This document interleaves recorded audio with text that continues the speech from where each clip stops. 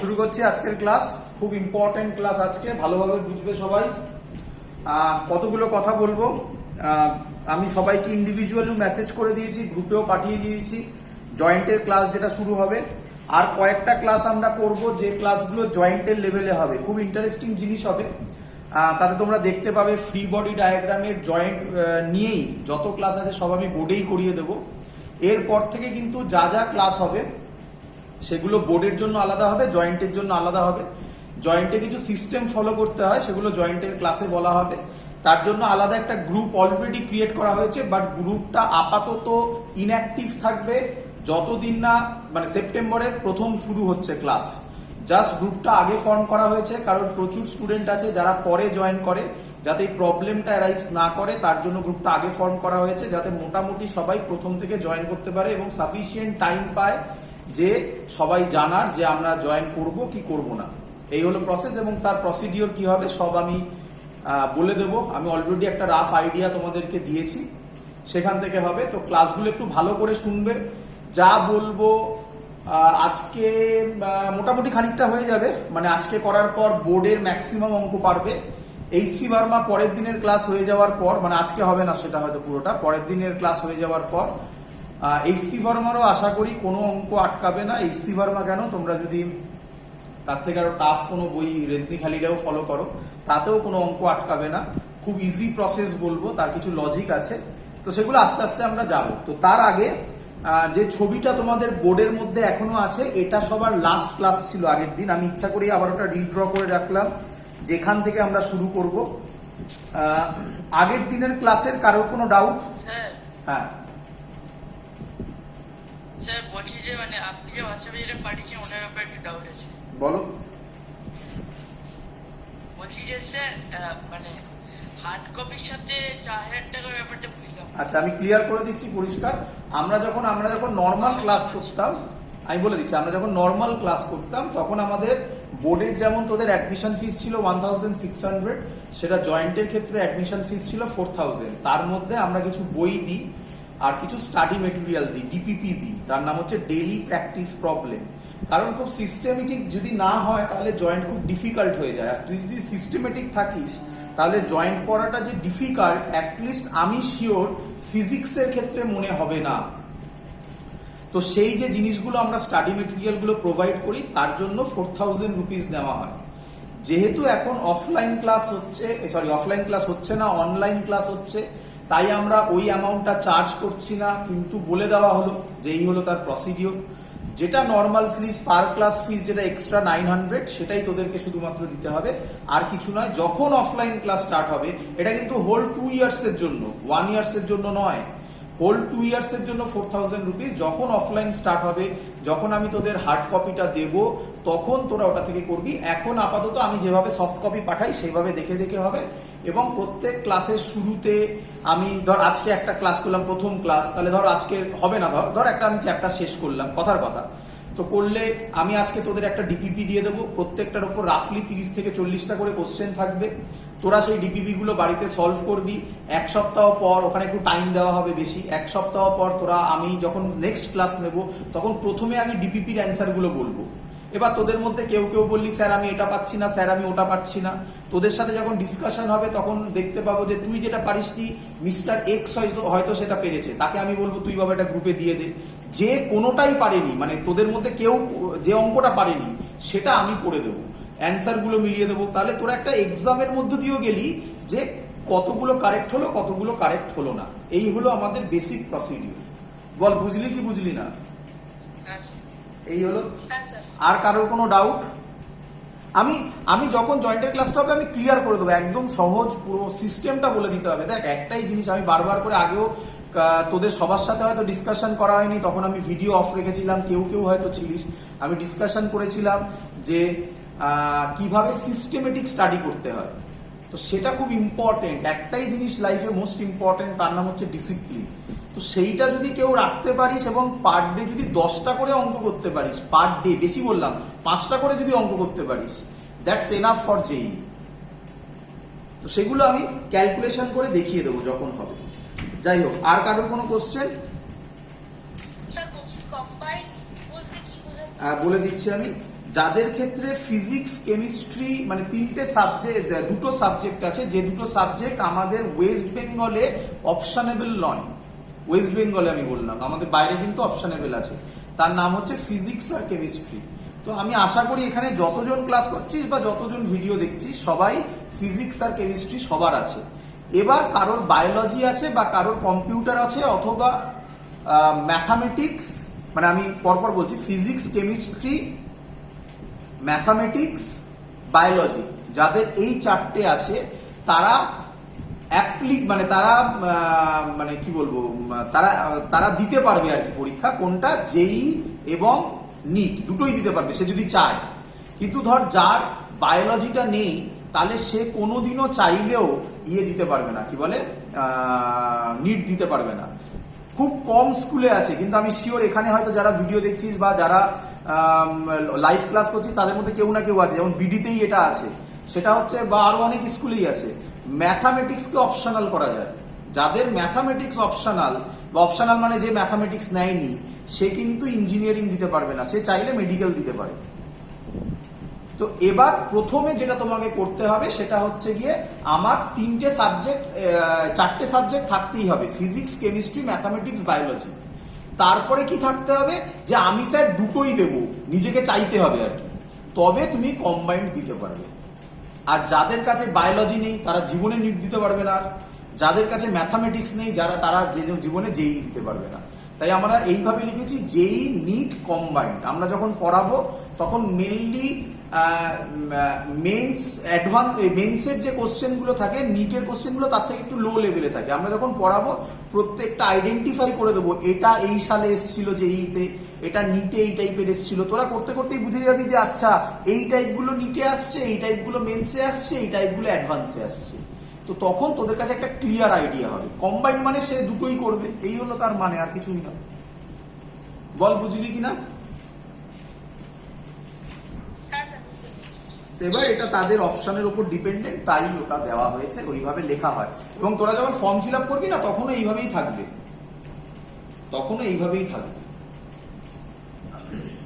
যাই হোক। তো আমি শুরু করছি, আশা করি সবার কাছে ক্লিয়ার। আজকের ক্লাস শুরু করছি। যে ভিডিওটা যে ছবিটা টেবিলে দেখা যাচ্ছে, হোয়াইট বোর্ডে দেখা যাচ্ছে, সেটা সবার মনে আছে তো? তাহলে আমি ওটাই করেছি, ওটাই আমি রেখে দিয়েছি, আমি মুছে দিয়েছিলাম, আবার ওটা রিড্র করেছি, ওটাই আমি রেখে দিয়েছি। আমি এখান থেকে শুরু করেছিলাম। তো আমি এইভাবে বলেছিলাম যে আগের দিন যে পড়াশোনাগুলো আমরা করেছিলাম সেটা ছিল নিউটনসের ফার্স্ট ল, যার মেন ইম্পর্টেন্ট ছিল the body will be in equilibrium. Clear idea হচ্ছে সবার? আচ্ছা, আমি কতগুলো কোশ্চেন করব, আমি তোমাদের কতগুলো কোশ্চেন করব এখানের মধ্যেই। আমি আবার বলছি, এখন আমি যে ক্লাসগুলো করছি সেগুলো উইথ জেই কে মাথায় রেখে, জেই নিট সব মাথায় রেখে, মানে যা আছে সব একসাথে দিচ্ছি, যেহেতু জেই ক্লাস এখনো শুরু হয়নি। যেটুকুনি করা হয়েছে খুব অল্প করা হয়েছে, তার মধ্যে থেকে সবাই, আমি কিছু কোশ্চেন পাঠিয়েছিলাম, তোমরা নিঃসন্দেহে নিজেদের স্টাডি বইয়ের কিছু কোশ্চেন পেপার দেখেছো। তাতে তোমরা দেখতে পেয়েছো যে ওইরকম আমি যে অঙ্কগুলো করেছি সেরকম, মানে ওই দুদিক থেকে দুটো দড়ি দিয়ে বডিটা ঝুলছে। এনসিইআরটিতেও এরকম কোশ্চেন আছে, দেখেছো কেউ? হ্যাঁ, এবং তাতে তোমরা দেখেছো যে ল্যামিস থিওরেম অ্যাপ্লাই করলে প্রায় 1 থেকে 2 লাইনে অঙ্ক সলভ হয়ে যাচ্ছে। তো এই হলো সেই জিনিসগুলো, কিন্তু আমার মনে হয় খুব কম বইতেই ল্যামিস থিওরেম দেওয়া আছে। ঠিক বললাম কি ভুল বললাম? অনেকেই আছিস তো যারা খুঁজে পাসনি বইয়ের মধ্যে যে স্যার ল্যামিস থিওরেম কই, আবার অনেকে খুঁজে পেয়েছিস। এই হলো। তাই আমি প্রথমেই বলতে চাইছি, তোদের আশা করি এতদিনে ক্লিয়ার হয়ে যাওয়ার কথা, যেটা 9, 10 নয়, এর মধ্যে প্রচুর জিনিস আছে যে জিনিস বইতে পড়ানো হয় না। এই এখন আজকের পরের ক্লাস যেটা হবে না, পরের দিনের ক্লাসটা, আজকের ক্লাসটা নয় অতটা, আজকের ক্লাসটা বেশি হবে, পরের দিনের ক্লাসটা এত মজা পাবি, এবং কিছুই বইতে নেই, কিছুই নেই। তাতে দেখবি এইচ.সি. বর্মা যেগুলো ভয়ঙ্কর কঠিন ভাবে সলভ করেছে, এইচ.সি. বর্মাতে যেগুলো কঠিন করে সলভ করা আছে, ইভেন তোদের স্কুলে যদি কেউ করায় বা অন্যভাবে যদি কেউ করায়, তাহলে দেখবি বলবে কনস্ট্রেন্ট রিলেশন, একদম ট্রু, কনস্ট্রেন্ট রিলেশন দিয়ে জিনিসগুলো আসে। কিন্তু আমরা দেখবি সেগুলো প্রায় মুখে সলভ করব, মুখে। কিন্তু আমার একটা ফর্মুলা আমি বলবো, সেটা আমি প্রুফ করেও দেখাবো, কিন্তু সেই প্রুফটা তোমাকে দেখতে হবে না। ওইটুকুনি ফর্মুলাটা তোমাকে বিশ্বাস করতে হবে, দেখবি সব অঙ্ক হয়ে যাবে মুখে মুখে। আচ্ছা, সবার বোর্ড ক্লিয়ার আসছে তো? হ্যাঁ, শাইনি তাহলে বেরিয়ে গিয়ে একবার জয়েন করো, তাহলে এটা শাইনির প্রবলেম হচ্ছে কিছু। আচ্ছা, একটু হেসি মানিয়ে নাও, আমাদের দেশের প্রবলেম, আর কিছু করার নেই। তাহলে নেটের প্রবলেম হচ্ছে হালকা। হ্যাঁ হ্যাঁ হ্যাঁ, যাই হোক, ঠিক আছে, চলো আমি তাহলে শুরু করছি আজকে নিউটন সেকেন্ড ল। ভালো করে শুনবে, নিউটন সেকেন্ড ল। আচ্ছা, তোমরা বই খুলে, আমি দেখছিলাম কেউ আমাকে ফোন করেও বলেছিলে, বই খুলে তোমরা মনে হয় পাবে যে প্রথমে দেখবে ফোমেন্টাম দিয়ে তোমাদের বইতে অনেক কিছু কাণ্ড কারখানা ঘটানো আছে। প্রথমে আমি যেভাবে করাচ্ছি সেইভাবে করো, মোমেন্টাম আমি লাস্টে পড়াবো, লাস্টে মানে এর টপিকের শেষের দিকে পড়াবো। আগে মেন জিনিসগুলো তৈরি করে নিই, আগে বাড়ির ভিতটা তৈরি করে নিই। বাড়ির ভিত তৈরি করতে একটু টাইম লাগে, তারপর 3 তলা 4 তলা একদিনে বানাবো।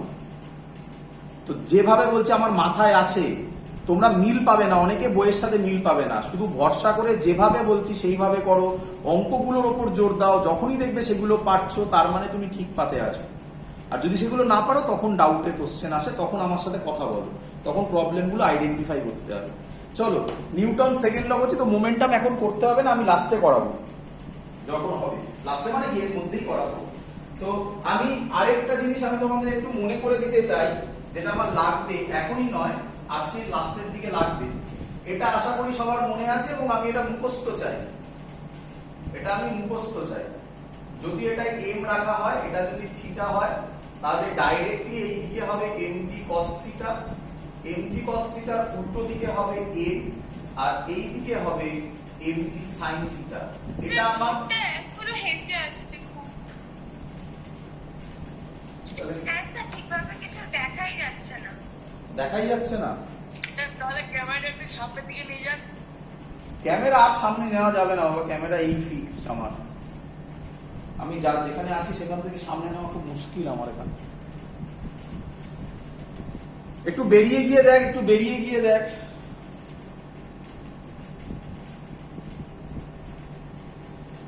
সামনে এলে একটু সুবিধা হয়, লেখাগুলো ছোট ছোট লাগছে। লেখাগুলো ছোট ছোট লাগছে? একদম ছোট, মানে মিলিয়েছে। দাঁড়া, কিন্তু এই সামনে নিলে একবার একটা ধাক্কা খেলে যদি একবার পড়ে যায়, ব্যাস অবস্থা খারাপ হয়ে যাবে। এই হলো প্রবলেম। ট্রাই করছি আমি, এর থেকে সামনে আর বলবি না, এর থেকে সামনে সম্ভব নয়। ঠিক আছে,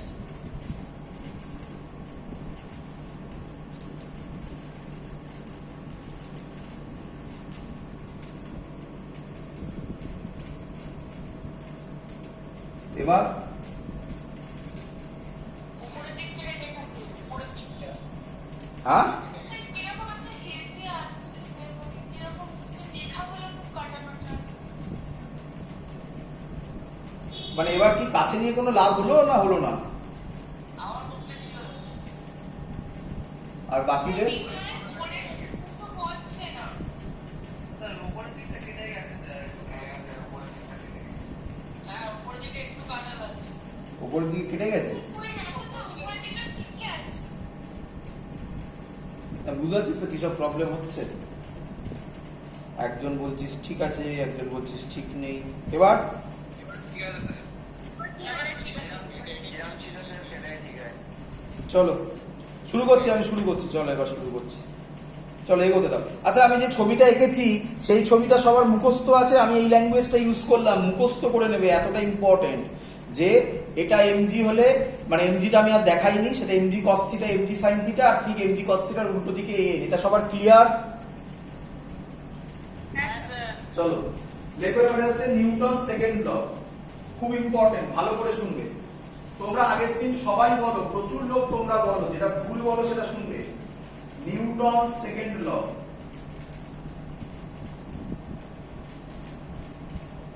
নিউটন সেকেন্ড লতে তোমরা যে ভুলটা বলো সেটা হচ্ছে এটা, F is equal to ma হচ্ছে নিউটন সেকেন্ড ল, একদম ভুল। এটা কোনোদিনও নিউটন সেকেন্ড ল এরকম কোন স্টেটমেন্ট বলা হয়নি। কি বলা হয়েছে ভালো করে দেখবে, বলা হয়েছে that the force applied on a body is directly proportional to the change of momentum on that body, and the change in moment, right, the force applied in that direction in which momentum also changes. তো এই হলো তার actual জিনিস, এবং এটা আমরা ছোটবেলায় শিখেছিলাম, ভালো করে বুঝবে। ছোটবেলায় এই কনসেপ্টটাতে আমরা তখন লিখতাম এফ প্রপোর্শনাল সাইন হাঁটালে একটা কনস্ট্যান্ট আসতো, সেই কনস্ট্যান্টটাকে আমরা 1 বলতাম, কে 1 করতাম। বলে এত অবধি সবাই বুঝেছো কিনা? 9-10 এ এইসব লজিক চলে, 9-10 এ এইসব লজিক চলে। আমার মনে হয় না 9-10 এ এটা করেছো কিনা, অনেকে হয়তো করেছো, অনেকে 9-10 এ এরকম না করে 11-12 এ কিরকম হবে সেটা ভালো করে দেখে নাও, ভালো করে দেখে নাও বড়বেলার লজিক। আজকে থেকে এরকম করবে। তোমরা মনে হয় 9-10 এ এটাও করেছো, মনে হয় ডেল্টা করেছো,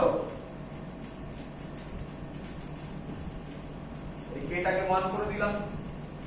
বলো বুঝলে কিনা?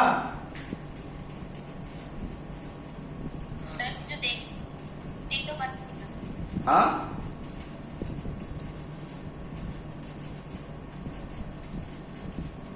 বলো এটা করেছো কিনা? চলো, হ্যাঁ বলো।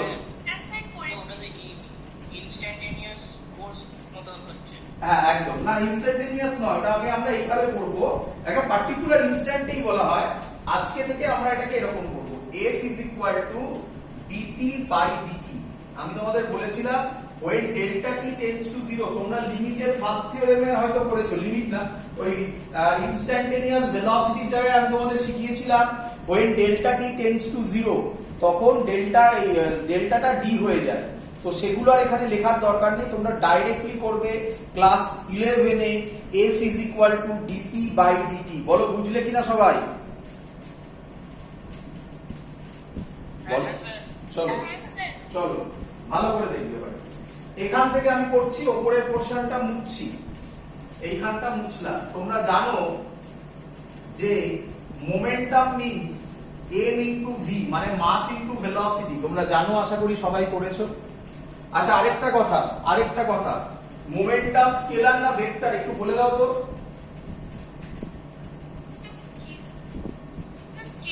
একদম নয়, মোমেন্টাম ভেক্টর কোয়ান্টিটি লিখে নাও, একদম মোমেন্টাম ভেক্টর কোয়ান্টিটি, হ্যাঁ লিখে নাও। যাদের ডাউট হবে, আমি এখানে ভেক্টর সাইন দিচ্ছি না, কিন্তু তোমরা দিতে পারো ভেক্টর সাইন। আমি তাহলে এখানে লিখবো, ভালো করে দেখবে, f is equal to d dt of mv। বলো বুঝলে কিনা সবাই? চলো ভালো করে শুনবে, আমি ভুল করছি এখন, ভুলই করো প্রথম। পরের লাইন, এর মধ্যে আমি বলতে পারি মাসটা কনস্ট্যান্ট। বলো, আমি কি বলতে পারি মাসটা কনস্ট্যান্ট? যদি মাস কনস্ট্যান্ট হয় তাহলে m টা ডেরিভেটিভের বাইরে আসবে, dv বাই dt হবে। তোমরা ভালোভাবে জানো dv বাই dt মানে হচ্ছে m, এটা মানে হচ্ছে অ্যাক্সিলারেশন। এই ছিল তোমাদের ক্লাস 9 এর বা 10 এর প্রুফ। কিন্তু দুঃখের বিষয়, এখন ক্লাস 11 এ এটা ভুল। বলো সবাই এত অবধি বুঝতে পেরেছো কিনা? কোশ্চেন হলো স্যার ক্লাস 11 এ কেন এটা ভুল? ভালো করে শুনবে। কে বললো তোমাকে মাস কনস্ট্যান্ট? মাস কনস্ট্যান্ট নাও হতে পারে, বুঝবে ভালো করে বুঝবে। তাহলে এই লাইনটার পর এটা লেখা যায় না, কি লেখা যায়? মাস কনস্ট্যান্ট যদি হয় তাহলে হবে dv। বাবা গ্রুপ থেকে বেরিয়ে গিয়ে আবার জয়েন করো।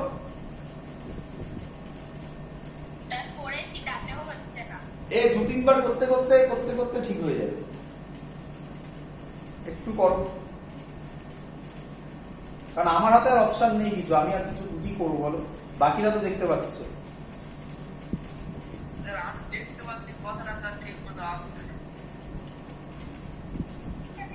আমার এখানে এটা দেখাচ্ছে না, দাঁড়া একটু করে নি, তারপরে একবার অন্য ইয়েতে ট্রাই নেবো। দাঁড়া এটা করে নি, তারপরে 1 মিনিট এটা করে নি, তারপরে বলছি। m dv dt plus v dm dt। আজকে থেকে নিউটনের সেকেন্ড ল মানে তোমাদের কাছে এটা হবে, একদম মুখস্থ করে নাও। তার মানে হ্যাঁ আবার বোঝাচ্ছি, নিঃসন্দেহে বোঝাবো। আগে এটা বুঝে নাও, আগে f is equal two ma যেটা হয়েছিল সেটা বুঝতে পেরেছো আশা করি। f is equal two ma তে মাসটা কনস্ট্যান্ট ছিল, মানে আমরা শিখেছিলাম মাস যদি কনস্ট্যান্ট হয় তাহলে derivative mass constant, derivative of constant কত হয়? 0। তাই এই টার্মটা 0 হয়ে গেছিল। But in reality mass constant নাও হতে পারে। আমি নিঃসন্দেহে তোমাকে তার এক্সাম্পল দেব এবং এখান থেকেই অঙ্ক আসবে, এটা থেকেই অঙ্কটা আসবে। তো খুব ইম্পর্টেন্ট, যদি এই টার্মটা 0 হয় তবেই দেখো f is equal two ma হয়। কিন্তু তাহলে আমরা 9 10 এ এইটাকে 0 ভেবে করেছিলাম, 11 12 এটা 0 নয়। বলো বুঝতে পারলে কি পারলে না? তাহলে আজকে থেকে ক্লাস 11 এ নিউটনের সেকেন্ড ল মিনস ওই যে আমি গোল করে নিয়েছি, এটা মনে রাখবে। কোশ্চেন হচ্ছে তাহলে স্যার আপনি একটা এক্সাম্পল দিন যেখানে মাস কনস্ট্যান্ট নয়। তো তার এক্সাম্পল দিচ্ছি, এটা শুধুমাত্র জয়েন্টে ছিল এবং আগে ছিল, অনেক বছর আগে এখান থেকে কোশ্চেন দিত। এখন রিসেন্ট ইয়ার গুলোতে আর এখান থেকে কোশ্চেন দেওয়া কমিয়ে দিয়েছে।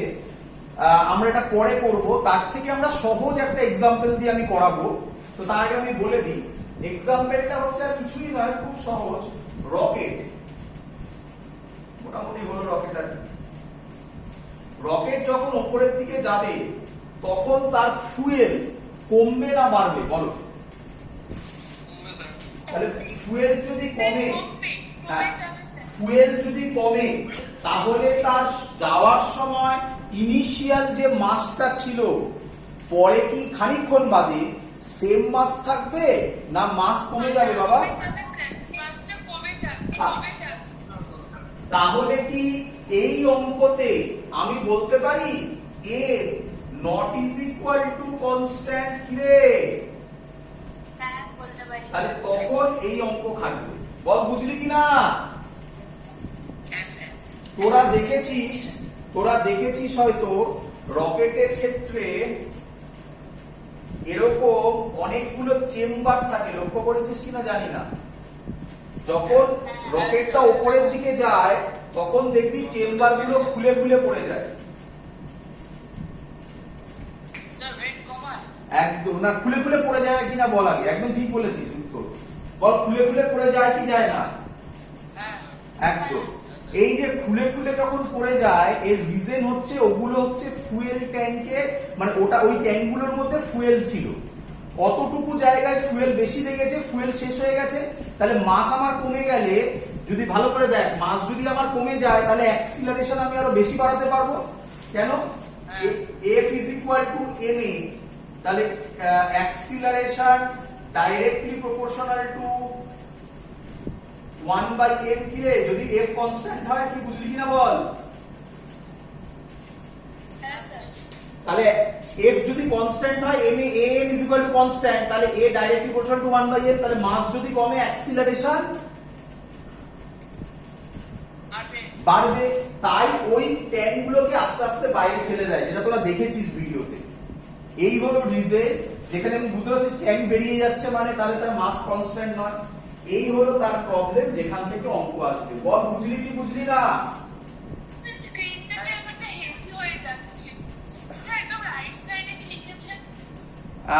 f is equal to ma, a directly proportional to 1/m when f is equal to constant। ঠিক আছে, ঠিক আছে, চলো। তো আমি তার একটা এক্সাম্পল দিতে পারি। আমার এটা একটা ন্যাক বলতে পারিস, যেটা অলরেডি এইবারে গভর্নমেন্ট যে নতুন সিস্টেম আনতে চলেছে তার মধ্যে এগুলোর উপর জোর বেশি পড়ছে। সেটা হচ্ছে প্র্যাকটিক্যাল ইনোভেশন। তুমি প্র্যাকটিক্যালি কত ভালো কাজ করতে পারো। আমি তোদের দেখাচ্ছি, আমার কাছে আসে বলে। এগুলো আমার স্কুলের আমার নিজের কিছু জিনিস, মানে এগুলো আমার স্টুডেন্ট করেছে আর কি। আমি তোদের সামনে দেখাচ্ছি এই জিনিসটা, তোরা তো চিনিসই এটা। এই হলো আমার একটা কোয়াড্রোকপ্টার। এটা কিন্তু হাতে বানানো, বাজারে কেনা জিনিস নয়। এই জিনিসটা হাতে বানানো কিন্তু। তো এখানে একটা ব্যাটারি রাখা হয়, তার একটা প্রবলেম ছিল। এই ডিজাইন গুলো যেগুলো করা হয়েছে এইটা বাজার থেকে কেনা, কিন্তু এগুলো বিভিন্ন লেন্থ পাওয়া যায়। সেগুলো কেন হয় তোরা দেখতে পাচ্ছিস? হ্যাঁ স্যার। আচ্ছা, হ্যাঁ এইটা একটা জিনিস, যেমন এখানে নামটা কে করেছিল আমি ভুলে গেছি, আমার একটা স্টুডেন্ট করেছিল, আমি এগুলো পড়াই, আমার এগুলো ভাল লাগে আর কি। এটা আমার একটা স্টুডেন্ট করেছে সাগ্নিক চক্রবর্তী বলে, এটা হচ্ছে সেন্সার। এটা হচ্ছে তোর, আমি জানি না তোরা এটা বুঝতে পারবি কিনা, তো এই যে দেখ আমি তোর কাছে, স্যার একটু জোরে বলুন তো স্যার। হ্যাঁ বলছি দাঁড়া এটা খুলে গেল, যাই হোক পরে দেখাচ্ছি। আমি যদি এর কাছে যাই, দেখ এর যদি আমি কাছে যাই, এখানে একটা লাইট জ্বলবে, লুজ হয়ে গেল মনে হয় কি না, এখন আর কি হলো, যাই হোক এটা খুলে গিয়ে কিছু হলো কোনো, দেখতে হবে। স্যার হ্যাঁ বল। স্যার এটা মোশন সেন্সর। হ্যাঁ মোশন সেন্সর। না, মোশন সেন্সর মানে হ্যাঁ, মোশন সেন্সর মানে হ্যাঁ ওই টাইপেরই জিনিসটা বানানো, বাট এটা আমরা বানিয়েছি ইয়ের জন্য, কি বলে তোর, এই যে কাজ করছে, এই দেখ হ্যাঁ ব্লাইন্ড লোকেদের জন্য, সেটা যাচ্ছে এটা নিয়ে, এখানে সেন্সর লাগানো আছে, তোরা দেখতে পাচ্ছিস কিনা দেখ, এই যে আমার কাছে নিলে লাইট জ্বলছে, দেখতে পাচ্ছিস? হ্যাঁ ওটা কি ড্রোন ছিল? আগেরটা ড্রোন ছিল, হ্যাঁ হ্যাঁ এই যে এটা কোয়াড্রোকপ্টার, এই যে পিকচার তোলা যায়। হ্যাঁ বাহ, ये देखो उड़ान से। হ্যাঁ। তো এবার আমার কোশ্চেন ভালো করে শুনবি কথাগুলো, এই যে জিনিসগুলো আমি তোদের দেখালাম, এই কোশ্চেন এগুলো আমি কেন দেখালাম, হ্যাঁ কোশ্চেন হলো আমি এগুলো তোদের কেন দেখালাম, অ্যান্সার হচ্ছে ভালো করে শুনবি। বাজারে আমি তোকে দোকানের নাম বলে দিতে পারি পর্যন্ত, বাজারে চাঁদনি নাম, তার চাঁদনি মার্কেটের নাম শুনেছিস, সেইখানে এরকম দোকান আছে, সেখানে তুই যদি গিয়ে বলিস তোকে এরকম রেডিমেড ড্রোন তৈরি করে দিয়ে দেবে, এবং যেগুলো কিনা আমরা বিভিন্ন বড় বড় কলেজে এই প্রজেক্টে আমরা এগুলো সাবমিট করি, আমরা মানে তোরা স্টুডেন্টরা করিস আর কি সাবমিট, এবং তোরা ভাবিস যে বা আমি কি সুন্দর বানাতে শিখে গেছি, তার কাজ কি আর কিছুই নয়, তোকে সব জিনিস দিয়ে দেবে, তুই শুধু তারগুলোকে জোড়া লাগাবি, এটাই তোর কাজ। বল তাহলে কি শেখা হলো? এবার ভালো ইনস্টিটিউটে তোকে কি কোশ্চেন করবে জানিস, তুই যখনই এটা বানাবি তোকে প্রথম কোশ্চেন করবে, তোরা দেখলি, আমি আর কাছে আনছি না, তোরা দেখলি যে ওর 4টে আর্ম ছিল কি ছিল না, 4টে হাত বলি, 4টে হাত। কোশ্চেন করবে ওই 4টে হাতের যে লেন্থ হয়েছে, সেই লেন্থটা তুমি যা নিয়েছো, ধরো সেই লেন্থটা অতটা নিয়েছো কেন, তার থেকে 1 মিটার বেশি নিলে কি হতো, কম নিলে কি হতো, ক্যালকুলেশন দিয়ে বোঝাও। আমি তোদের একটা আইডিয়া দেব, সেগুলোকে বলা হয় ক্যালকুলেশন দিয়ে আমাকে দেখাতে হবে যে টর্ক বেশি হচ্ছে কম হচ্ছে, দেখাতে হবে যে এই লেন্থটা হলেই তার মধ্যে ফোর্স ম্যাক্সিমাম হবে বা তার রোটেশনাল এফেক্ট কম হবে।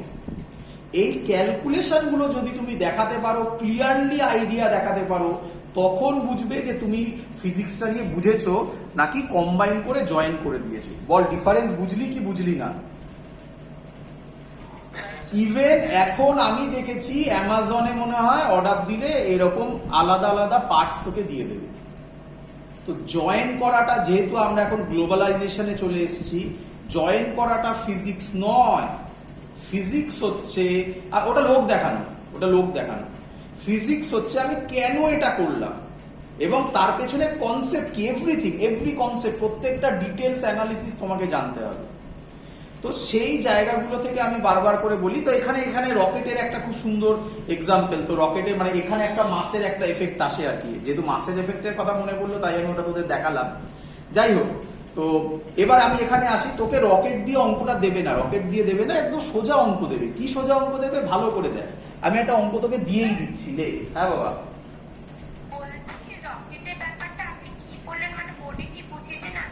আচ্ছা বলছি আমি রকেট যখন ওপরের দিকে উঠছে, তখন তার ফুয়েল, যখন রকেট ছেড়েছিল তখন রকেটের যে ফুয়েল থাকবে, যত রকেট ওপরের দিকে উঠবে ফুয়েল সেম থাকবে না কমবে?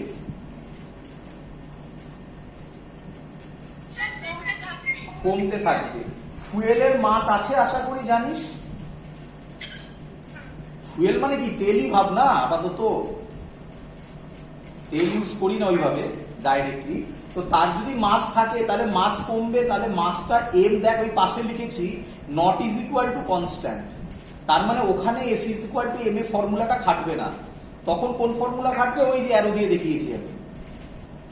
ঠিক আছে। তো তোকে রকেটের অঙ্কে যেতে দেবে না, তোকে তার আগেই সোজা অঙ্ক দেবে। চ আমি করছি, দেখ কত সোজা অঙ্ক। কর, লেখ অঙ্ক লেখ।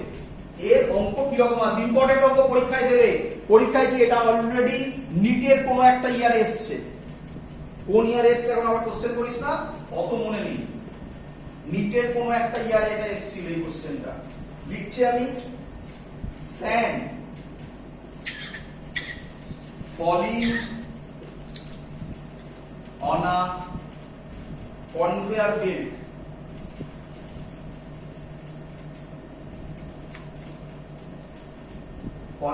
belt at a rate 5 gram per second.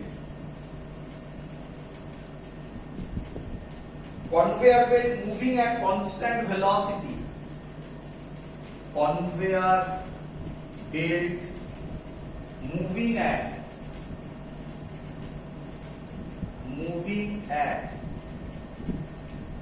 constant velocity 5 meter per second, baba. 5 meter per second. Find force on a belt. সবাই আশা করব কোশ্চেন দেখতে পেয়েছিস। হ্যাঁ স্যার। কোশ্চেনের কিওয়ার্ড দেখ ভালো করে। Conveyor belt, sand falling on a conveyor belt at a rate 5 gram per second, আর constant velocity 5 metre per second. ভালো করে দেখ, ভালো করে দেখ। কনভেয়ার বেল্ট মানে কি?